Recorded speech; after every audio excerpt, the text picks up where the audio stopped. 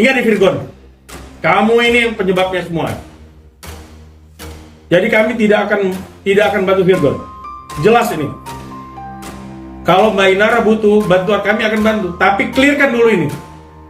Apakah klien kami pelakor apa bukan? Saya tegaskan, klien kami tidak merupakan orang ketiga. Bukan pelakor seperti yang diberitakan, seperti yang dibikin di dalam pernyataan itu. Bahwa ada pun perempuan lain, ya silakan tanya Virgon siapa sebenarnya. Tapi bukan klien kami. Tapi yang ditulis di dalam perjanjian itu adalah klien kami. Makanya klien kami sekarang jadi korban, baik di sosial media maupun pemberitaan sampai ke keluarganya, termasuk ke pacarnya juga menjadi korban. Ini harus diluruskan. Makanya kami kasih kesempatan 2x24 jam. Kalau tidak, kami akan melakukan tindakan hukum kepada Virgon dan istrinya terkait pemberitaan ini. Saya sudah sampaikan tadi, dia temenan, temannya Virgon, tidak ada kaitan, tidak orang ketiga. Efeknya sampai ke keluarganya, sampai ke pacarnya juga, sampai ibunya juga diserang di sosial media sekarang. Apakah sampai harus menutup akun atau sampai akhirnya malu untuk keluar? Oh iya, udah otomatis. Dia ini sekarang sampai mau keluar, mau ketemu orang juga takut karena dianggap pelakor. Padahal tidak ada. Ini hanya dia tuh cuma berteman doang Virgo, tidak ada hubungan seperti yang ditulis di dalam perjanjian itu ya. Sebagian Virgo mengaku apa? Ada hubungan suami seperti lainnya, suami istri. Itu kan sudah terlalu ya. Maksudnya ini nggak benar gitu loh. Virgo sendiri, saya nggak ngerti apa motifnya seperti ini.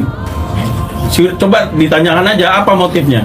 Kalau foto yang di dalam mobil, itu bukan saya, itu Widi Vera, maaf saya sebut namanya.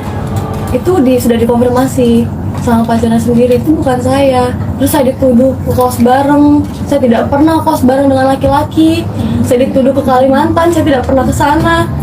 Awalnya saya awalnya pasti marah. Tapi yang bikin saya paling marah itu begitu dia nyebut nama ibu saya. Masalahnya ibu saya sampai diserang gitu loh. Sampai tante saya nggak tahu apa-apa juga diserang gitu. Sampai ada yang bilang ibu saya mati segala macem.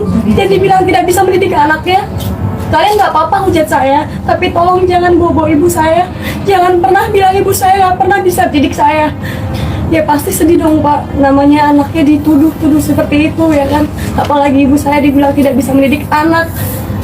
Perasaan orang tua mana yang tidak sedih begitu, apalagi tante saya yang di Belanda, tante saya yang di Papua juga Facebooknya sampai diserang sama orang-orang. Hati saya kacau lah Pak, sakit lah ngeliat keluarga digituin. Itu yang klarifikasi tidak ada menyebut nama kan, kesiapannya tidak ada gitu loh, segampang itu gitu. Terus minta maaf ke siapa? Harus jelas dong. Ke siapa minta maafnya? Ini, mohon maaf, kuasa hukum menyampaikan bahwa dengan kerendahan hati kliennya sudah meminta maaf. Meminta maaf ke siapa? Jelas dong. Siapa yang dilukai di sini? Urusan rumah tangga dia, urusan rumah dia. Jangan bawa orang lain. Kita hari ini pertemuannya karena dalam rangka menanggapi somasi yang diterima Mbak Inara dari rekan kita Milano, karena somasi tadi itu ditujukan kepada Mbak Inara dan kepada Virgon. Maka kami telah berdiskusi memberikan advice hukum, kemudian Mbak Inaranya juga bersedia memberikan klarifikasi dan semacam permintaan maaf lah begitu kepada kliennya Pak Milano. Oke, ini ada dari Mbak Inara langsung ya.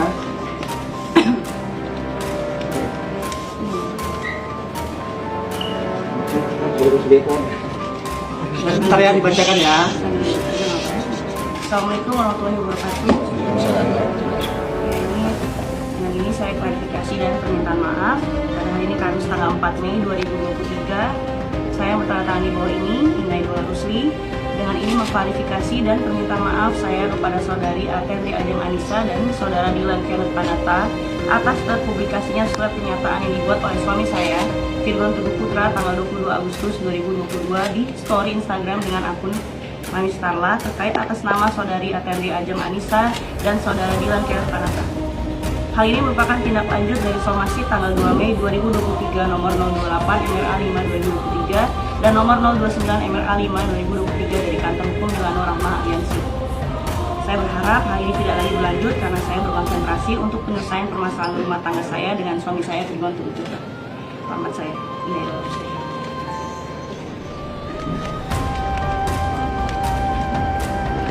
Padahal itu kan fakta, ada bukti. Kok bisa pencemaran nama baik? Bukannya kalau pencemaran nama baik itu ngomongin yang nggak sesuai bukti, kayak fitnah gitu.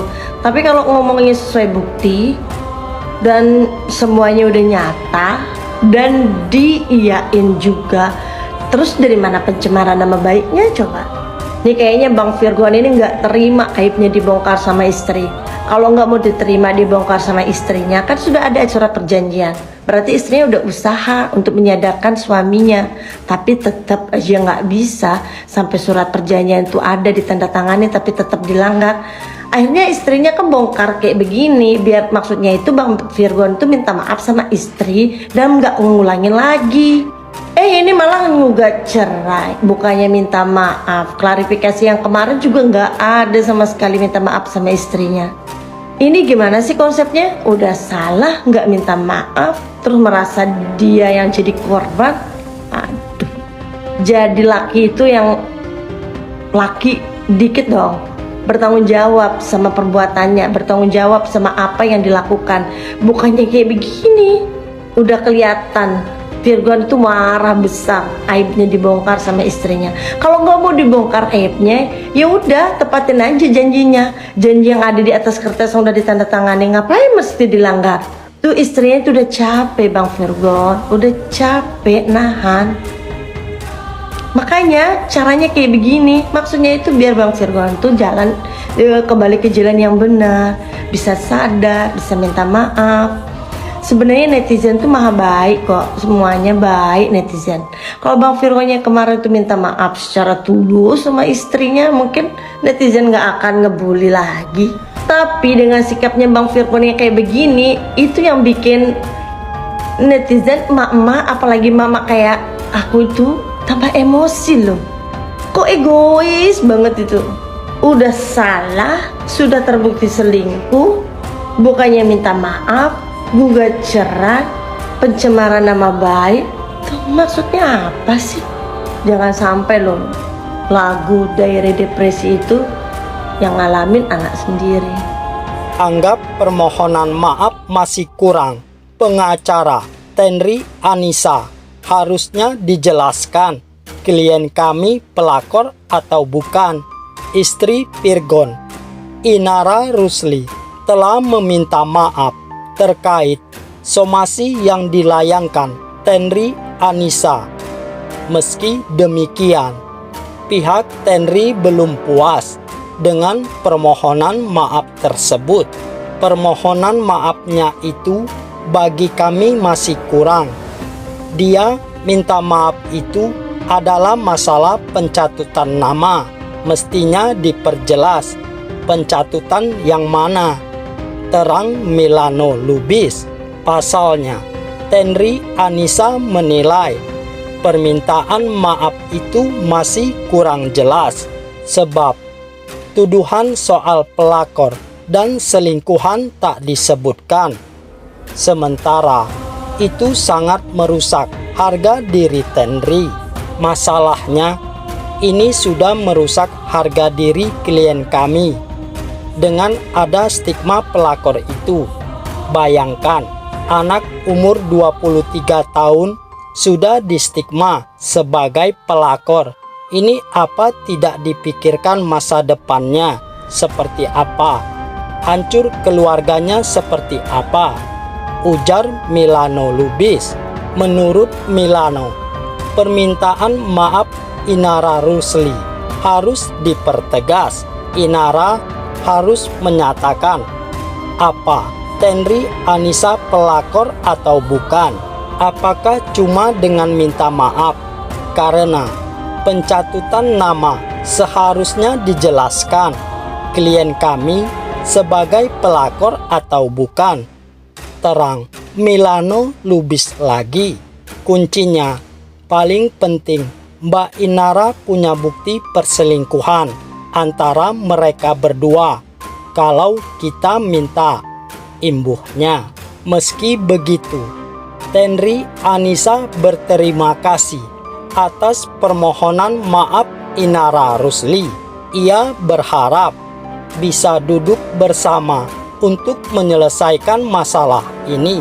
Permohonan maaf yang dilakukan Mbak Inara, kami berterima kasih, tapi mohon maaf, kami akan tetap bawa ke jalur hukum dulu. Nanti ada restoratif justice. Kami pengen duduk bareng dengan Mbak Inara biar jelas, ucap Milano Lubis.